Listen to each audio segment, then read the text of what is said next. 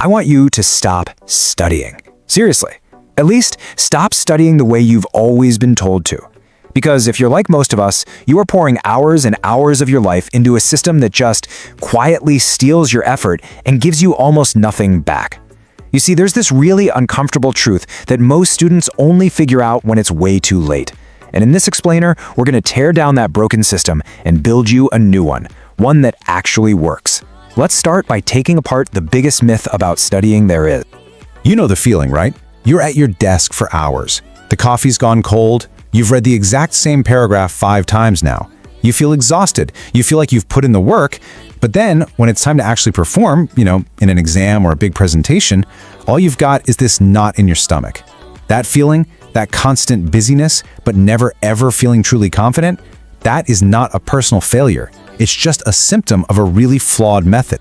Okay, I want you to picture this in your head really clearly. Imagine you're trying to fill a bucket with water, but this bucket is just full of holes. It doesn't matter how much water you pour in, it doesn't matter how much effort you're putting out, it just keeps leaking out, right? Well, that is exactly what's happening with your current study habits. The effort is there, you're pouring in the knowledge, but the system itself, it's basically designed to fail.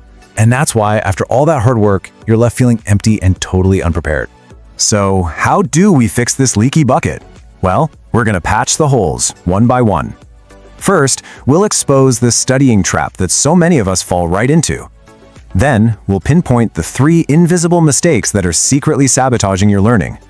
After that, we'll introduce a real game changer, the active recall shift. Then, we'll learn how to interrupt something called the forgetting curve to make knowledge stick for good. And finally, we'll walk through exactly how to build a real sustainable study habit step by step. All right, let's get right to the core problem. For years, we've been sold this idea that studying is all about time and effort. Just put in the hours and you'll get the results. But that's a dangerous lie. The real trap is believing that just because you're sitting there with your notes open, you're actually learning something. It's a trap that confuses being present with making progress. And it just preys on our good intentions and sets us up for this awful cycle of frustration and failure. Think about that moment of pure panic during a test. Your mind just goes completely blank, and that answer you saw yesterday just evaporates? That has absolutely nothing to do with how smart you are. Let me say that again. It is not because you're not smart. It's because you were given the wrong tools for the job. Nobody ever pulled you aside and explained the basic mechanics of how your own brain actually grabs onto and holds new information. Okay, so if it's not our intelligence, what's the real problem here? Well, it's the habits, the ones we were all taught. There are 3 huge mistakes that pretty much every student makes, and they're invisible because they feel productive. They feel like you're doing real work. But in reality, these are the very holes in your bucket. They're actively working against your memory. So here they are, the 3 main culprits. First up, the old classic, highlighting and rereading. Second, that desperate caffeine-fueled all-nighter we call last-minute cramming. And third, the sneakiest one of all, passive consumption. Let's break each of these down and expose them for what they really are. But before we do that, we need to understand this really crucial difference in your brain. It's the difference between recognition and recall. See, recognition is easy. It's passive. It's when you see a face in a crowd and you think, oh yeah, I've seen them before.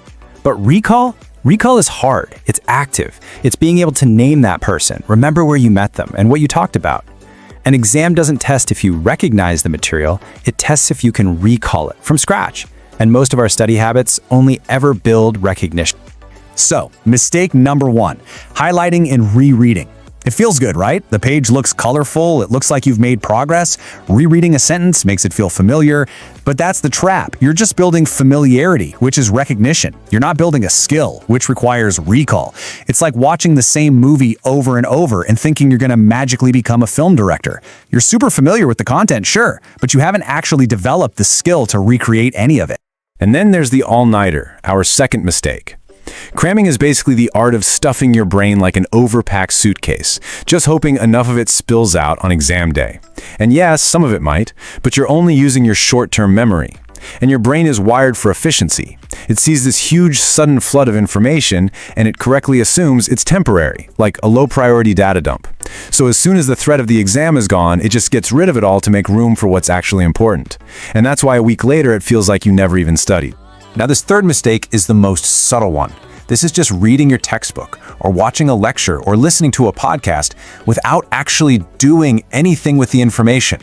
You're just letting it wash over you. And this analogy is perfect.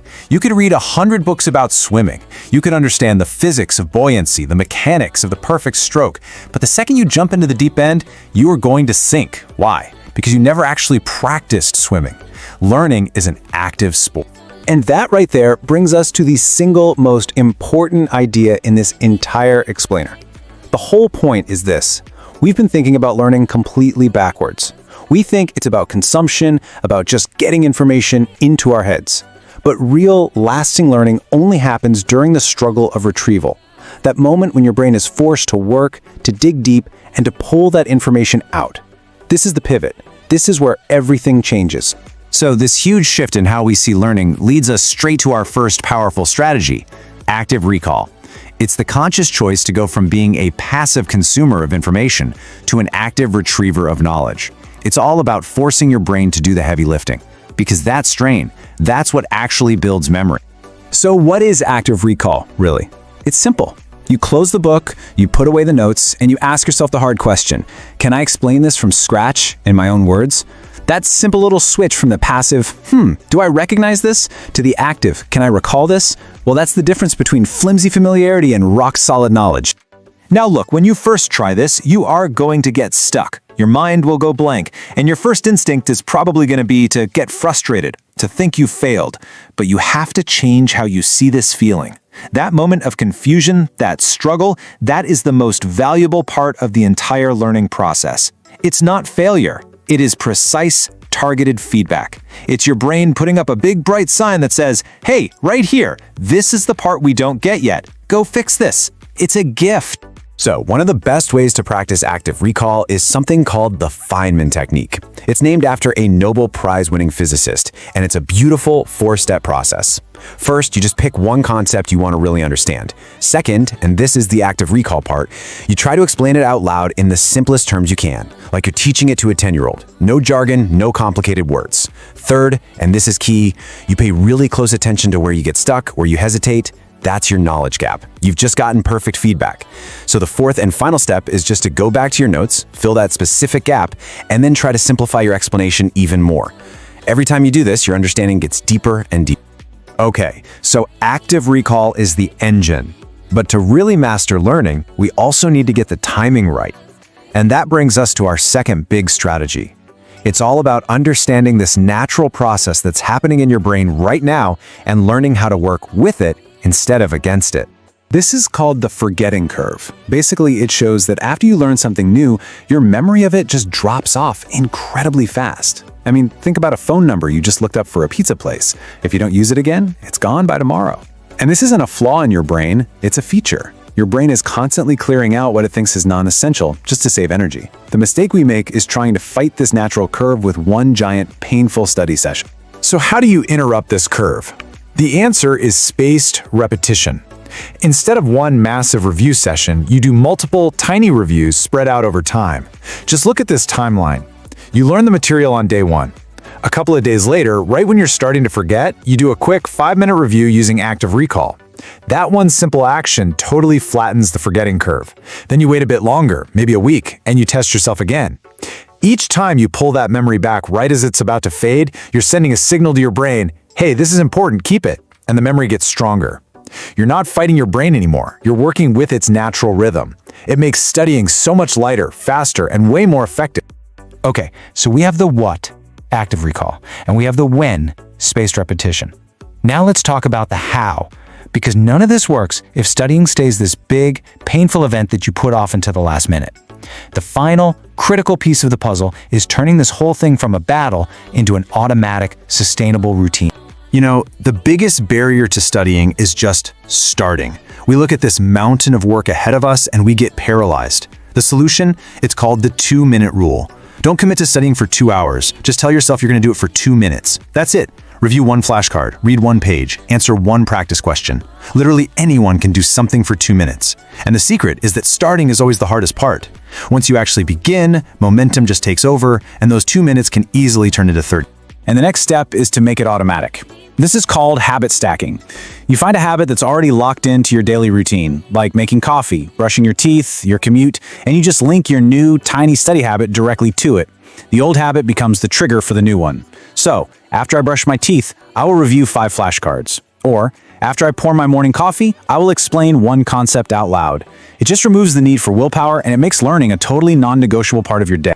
And this right here is the ultimate truth. We have this idea of the successful student as this hero, pulling an all-nighter and acing the test. But real, lasting success in learning, it looks completely different. It's quiet. It's almost boring. It's the small, daily discipline of just showing up for a few focused minutes, day after day. That quiet consistency will always beat panic, stress, and last-minute regret. It's about being strategic, not just being busy. So if you remember just one thing from all of this, let it be this. Studying isn't about how long you sit with your books. It's about how much your brain is forced to actually work.